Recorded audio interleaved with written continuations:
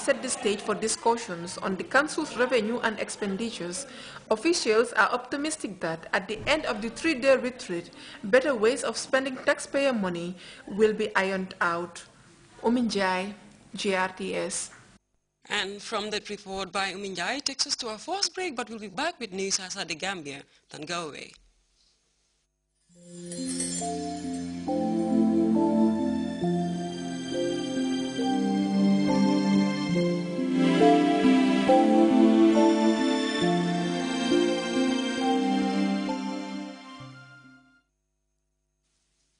Welcome back. Senegal's former industry minister and mayor of the southern provincial capital of Ziguinchor, Abdoulaye Baldé, is facing serious charges of embezzlement of public funds at a Dakar court. Supporters of the mayor accuse the current government of settling political accounts through the justice system. Prosecutors are looking at unearthing veracity of more than 5 billion CFA worth of asset owned by the former industry minister. Details in this report. Came to demonstrate their support for Abdoulaye Baldé, the mayor of Ziguinchor. These opponents of the central government in Dakar were violently dispersed with tear gas by security forces. It is hard to believe that we are increasingly watching the creeping onset of a dictatorship in this country. The justice system cannot be used to settle political accounts. Summoned by the prosecutor of the CREI, Senegal's Special Anti-Illicit Enrichment Court, the mayor views the move as a declaration of war by President Macky Sall. Within 30 days, the former Minister of Industry in the Karim Wade administration must demonstrate that the source of his wealth, appraised at over 5 billion CFA francs by the prosecutor's office, is legitimate. No serious jurist on earth can be taken in by such fantasies, such lies and fabrications, all of it nonsense, and attributed to people who have served this country. For nearly 2 years, Abdoulaye Baldé has been prohibited from leaving the country. If he fails to convince the prosecutor that his wealth is legitimate, he could now be indicted.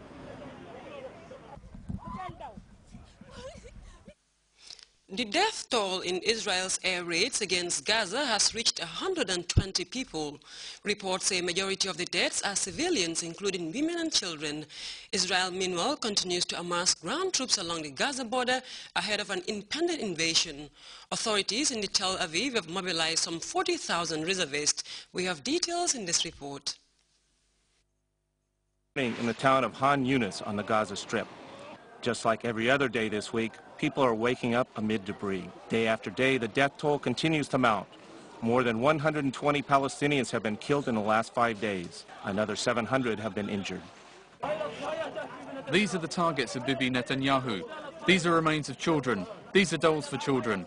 These are the targets of Bibi Netanyahu. These are the targets of the Jews.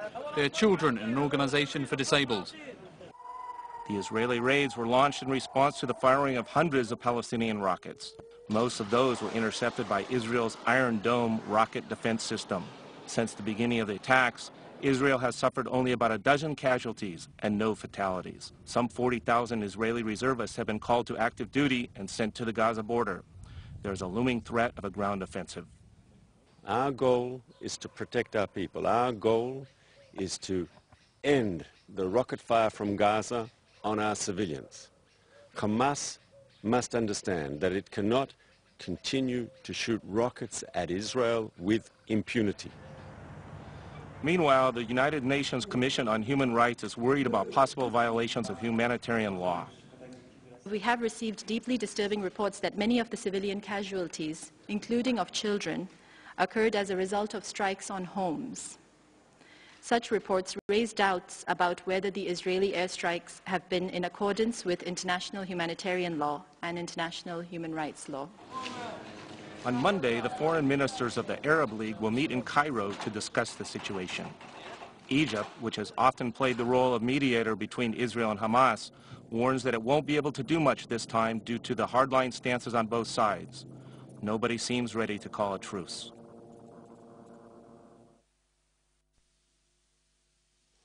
Now, hundreds of thousands of desperate civilians have been displaced by a recent army offensive in Pakistan's North Waziristan region. Pakistani military sources say at least 300 militants have been killed during the fighting. The North Waziristan is the poppy production belt and home of the Taliban and foreign jihadists fighting the government in Islamabad. We have details in this report. 2 weeks after it launched a ground offensive, the Pakistani army now controls the province of North Waziristan. This poppy production region is also a stronghold of the Pakistani Taliban and foreign combatants of Al-Qaeda. 300 Pakistani rebels were killed in the operation, but most of the Taliban militants have shaved their beards to blend in with the local population. Others scampered across the border into Afghanistan. The army onslaught displaced thousands of civilians. Upwards of 750,000 people are believed to have abandoned their homes. Now that 750,000 people have fled their homes, there are still no arrangements for shelter, food and medical facilities. The Pakistani government has dispatched dozens of trucks with tents and food supplies to provide assistance for the displaced people. It might be several weeks before they can return home. Today, 3 trucks sent rations that include flour, sugar, tea, dates and cooking utensils. Even worse for those who took refuge in Afghanistan. Now they are forced to get by however they can, with some help from the local Pashtun people. These refugees had just a few hours' notice to escape the fighting. The fighting forced us to escape to Afghanistan. We loaded into trucks and left our homes. Even far from home, the men gather each night for iftar, the breaking of the fast. Yet they may have to remain here well beyond the month of Ramadan. It is hard to say when they will be able to return home. We take our second break now. Don't go away.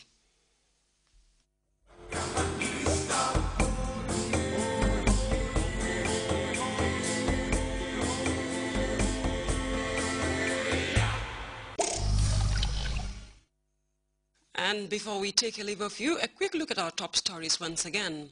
The Minister of Works, Transport, Construction, Balagaba Jahumpa, has launched the Gambia's first ever Internet Exchange Point, dubbed Sarekunda Internet Exchange Point. Police fired tear gas to disperse protesters who stormed the Dakar court to show solidarity with the embattled mayor of Ziguinchor and former ward loyalist Abdoulaye Wade, who is facing charges of alleged embezzlement of public funds. Israel has mobilized more than 40,000 reservists ahead of an impending ground offensive against militants in the Gaza Strip. And a Pakistani army offensive against insurgents in the poppy-growing belt of North Waziristan has uprooted hundreds of thousands of civilians from their homes. That was all in this edition of the news. Thanks for the pleasure of your company, and do stay with us.